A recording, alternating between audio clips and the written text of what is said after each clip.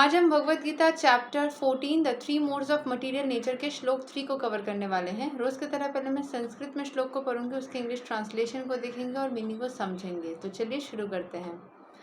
Mama योनिर महाद ब्रह्मा तस्मिन् गर्भाम दधम्यै अहम संभवः सर्वा भूतानां तातो भवति भरता। The total material substance called Brahman is the source of birth, and it is that Brahman that I impregnate, making possible of the births of all living things, O son of Bharata। तो भगवान श्री कृष्ण बोल रहे हैं कि जो ब्रह्मन है वही है सोर्स ऑफ बर्थ। ब्रह्मन से ही सारे आत्माएं निकलती है, ठीक है। और ब्रह्मन को ही भगवान जो है वो इम्प्रेग्नेट कर देते हैं, मतलब प्रेग्नेंट कर देते हैं, एंड उससे फिर सारे बच्चे जो है वो निकलते हैं या बनते हैं। तो यहाँ के एक्सप्लेनेशन को समझते हैं।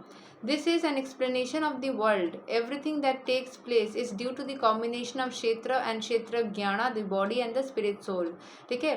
तो हमारे दुनिया में जो भी सारी चीज़ें होती है वो हमारे शरीर से हम करते हैं या फिर हमारे आत्मा हमको फील करवाती है तो हम करते हैं। This combination of material nature and the living entity is made possible by the Supreme God Himself।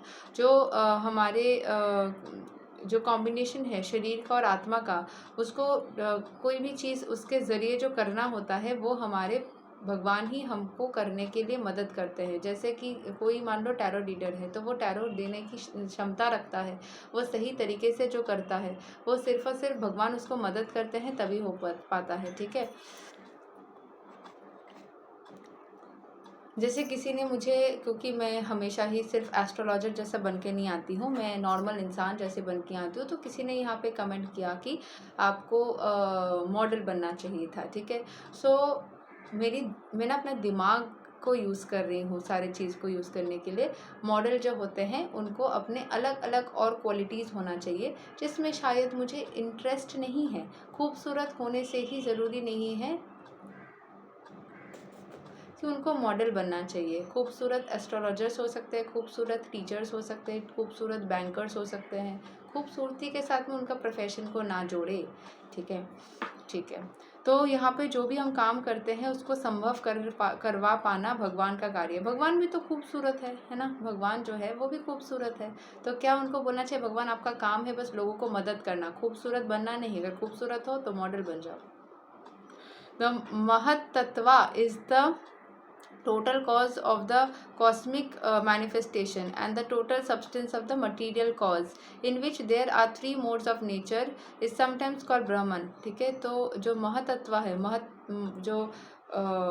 महत तत्व मतलब महान जो तत्व है, जो सबसे बड़ा तत्व है, is the total cause of the total cosmic manifestation. उसी के ज़रिए पूरा कॉस्मिक मैनिफेस्टेशंस हुए हैं। And that total substance of the material cause, in which there are 3 modes of nature, is called the Brahman। तो उसके अंदर 3 मोड्स है। अभी भगवान ने पहले बताया था। ये जो अभी हम लोग सीखने वाले हैं सबसे इम्पॉर्टेंट एंड सबसे महान नॉलेज है, तो इसको सीखना चाहिए। कृष्ण मॉडल, ठीक है। कृष्ण भगवान को बोलेंगे, किस चीज़ का मॉडलिंग करेंगे वो?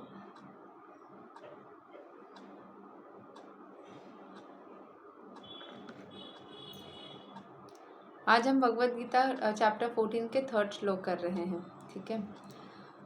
सो चैप्टर 14 के 1st श्लोक में ही भगवान बोल दिए थे कि ये जो है सबसे इम्पॉर्टेंट नॉलेज है। सारे जो श्लोक्स है या चैप्टर्स है उसमें से सबसे ज़्यादा इम्पॉर्टेंट यही है, ठीक है। अच्छा, the supreme personality impregnates the total substance and thus innumerable universes become possible. भगवान ने जो सुप्रीम क्या बोलते हैं, जितने भी पूरे सब्सटेंस है सबको वो प्रेग्नेंट कर देते हैं और उनके वजह से ही इतने सारे यूनिवर्स बनते हैं। बहुत इंटरेस्टिंग बात है। The total material substance the mahat tattva is described as Brahman in the Vedic literature मुकुंद उपनिषद 1.1.19। तस्मद इताद ब्रह्मा नमा रूपाम अन्याम च जयते। The Supreme Person impregnates that Brahman with the seed of the living things.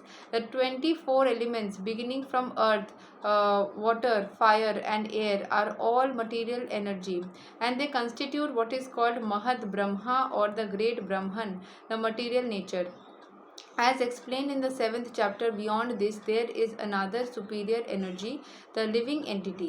Into material nature, the superior nature is mixed by the will of the Supreme Personality of Godhead, and therefore all living entities are born in this material nature. सब जो बन पा रहे हैं ना, जो भगवान ने हम सबको बनाया है, तो जो material into material nature the superior nature is mixed. जो मटीरियल चीज़ें हैं उसके साथ सुपीरियरिटी या भगवान की शक्ति मिक्स हो रही है, तभी जाके जो सोल है वो और हमारी जो शरीर है वो दोनों के अंदर भगवान की कृपा आ रही है. तो मटीरियल नेचर के अंदर स्पिरिचुअल, इसीलिए बहुत सारे लोग जब बच्चा नहीं होता है तो भगवान के पास जाके मन्नत मांगते हैं ट्रीटमेंट कराने के साथ साथ. भगवान के पास जाके मांगने से कैसे हो जाएगा?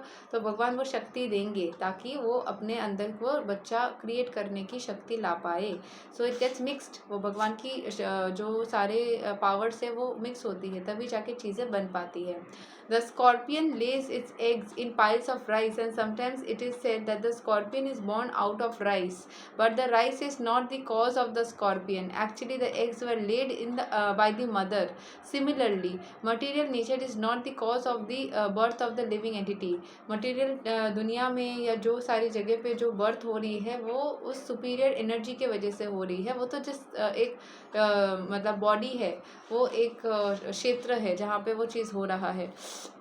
The seed is given by the supreme personality of God है. तुम्हारे अंदर जो बच्चा बनाने की जो शक्ति है, वो जो तुम्हारा जो ओवम है या जो स्पर्म से जो काम करती है, वो तुमको एक हेल्दी बॉडी भगवान ने प्रदान किया है बोल करके वो काम करते हैं. अगर भगवान ने वो हेल्दी बॉडी अनहेल्दी बना दिया तो तुमको कुछ भी नहीं हो पाएगा.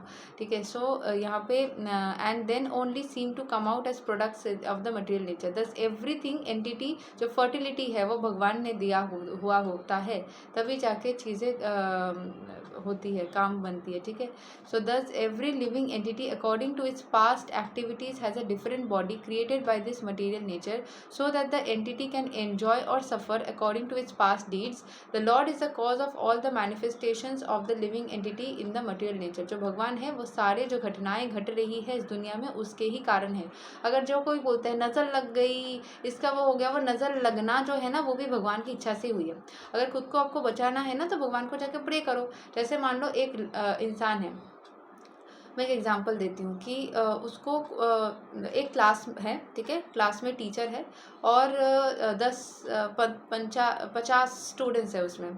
सो एक स्टूडेंट रोज़ जाके बोलती है टीचर को कि मैम मुझे ना ये चैप्टर का आंसर समझा दो. ठीक है. ये मुझे समझ में नहीं आया है. तो टीचर उसको समझा देती है या देता है. और बाकी स्टूडेंट्स जो है ना वो जाके बोलते भी नहीं है, ना कि उनके अंदर गट्स है, ना अभी उनको समझ में भी नहीं आया है. तो वो बोलते टीचर ना समझाती नहीं है, टीचर ना हेल्प नहीं करती है. अरे तुम जाके बोलो. ठीक है. तुम अपना जो काम है वो जाके बोलो सामने वाले को. वैसे ही भगवान को ना हमें कभी कभी बोलना पड़ता है कि हमें मदद करो. कृष्ण ने द्रौपदी को भी बोला था. द्रौपदी ने जब बोला तुमको दिख रहा था मैं परेशानी में थी, तुमने मदद क्यों नहीं किया जब तक कि मैंने तुमने नहीं बुलाया. तो बोला मुझे दिखेगा सब, लेकिन तुमको अपफ्रंट आके बोलना पड़ेगा. इतने करोड़ों लोगों में खुद से जा के मैं नहीं बोल सकता. मासुरी जो कृष्ण के होते हैं वो भी ये बोलता है जब तक कि तुमको बोलने के लिए बोला ना चाहे तुम मत बोलो. जो हमारे वो ईश्वर चंद्र विद्यासागर है उन्होंने भी बोला था जब तक कि कोई मदद मांगता नहीं है जाके खुद से मत करो. खुद से मत करो और खुद भी एक्सपेक्ट मत करो कि कोई अपने से करेगा. जाके बोलो कि आप मुझे ना हेल्प करो, आप मुझे ना इससे निकालो, मुझे ना इस चीज़ की ज़रूरत है. ये बोलना पड़ेगा. और जो बोलता है उसको भगवान मदद करते हैं. ठीक है. सो यहाँ पे वही बोला जा रहा है कि जो भी सारी घटनाएं घट रही है वो भगवान की इच्छा से है. अगर आपको परेशानी महसूस हो रही है तो भगवान को बोलो कि मुझे ना इस परेशानी से निकालो. अगर आपको शादी करनी है तो भगवान को जाके क्यों व्रत मांगने बोलता है, तो भगवान को पता है कि इस इंसान के कुंडली में ये प्रॉब्लम है तो मुझे इसको ठीक कर देना है. ऐसा थोड़ी ना होता है. तो फिर इतने सारे क्रिया कर्म रेमेडी हमें नहीं करनी पड़ती, हमें जाके बोलना पड़ेगा. उतना कर्म हमारा भी है. भगवान का कर्म है हमको उस नेगेटिविटी से निकालना, लेकिन हमारा कर्म है भगवान को जाके वो चीज़ के लिए रिक्वेस्ट करना और बोलना कि आप जो है ना हमारा ये काम कर दो. ठीक है. और इसको ऐसे मांगना जैसे वो भिखारी जैसे मांगना नहीं, एक बार के लिए एटलीस्ट वो बातें उन तक पहुंचाना कि हम ये चाहते हैं, हम इसको इस मदद को क्लेम भी करते हैं कि आप इसको करो, और ये काम करता भी है. ठीक है। सो इस तरीके से इस श्लोक में हम यही जानते हैं कि जो भी सारे घटनाएं दुनिया में घट रही है वो भगवान की इच्छा से हो रही है। तो अपनी इच्छाओं को, अगर आपको लगता है कि आपकी इच्छाएं, आप जैसे जैसे घटनाएं घट रही है लाइफ में वो आपको इच्छाओं के मुताबिक नहीं हो रही है, तो आप भगवान से इस बारे में बात करो और भगवान को कोसो मत। ऐसे मत बोलो कि मैं भगवान से बात नहीं करूँगा या पूजा नहीं करूँगा अगर काम नहीं बना। नहीं, उनसे डिस्कस करो। रहना तो उन्हीं के साथ में है ना, रहना तो भगवान के ही दुनिया में है ना, तो उनसे मना कर रहो ना, उनको उस बात को मना कर रहो। उनसे बेकार में भिड़ने का कोई मतलब नहीं होता, पंगा लेने का मतलब नहीं होता, उससे कुछ नहीं होगा। सो यही तक है श्लोक नंबर 3 ऑफ भगवद गीता। मैं भगवद गीता पढ़ रही हूँ और भिड़ना, पंगा लेना, ये सब वर्ड्स यूज़ कर रही हूँ। आई एम सो सॉरी, मुझे माफ़ करना कृष्ण भक्त। मैं थोड़ी मॉडर्न नॉर्मल इंसान हूँ, तो कभी कभार नॉर्मल भाषाएँ यूज़ कर लेती हूँ। लेकिन मतलब यही है कि भगवान जो है वो सब कुछ है। और इधर तक हम श्लोक 3 को ख़त्म करते हैं। अगले दिन हम श्लोक 4 को कवर करेंगे। तब तक के लिए हरे कृष्ण, राधे राधे, जय श्री राम।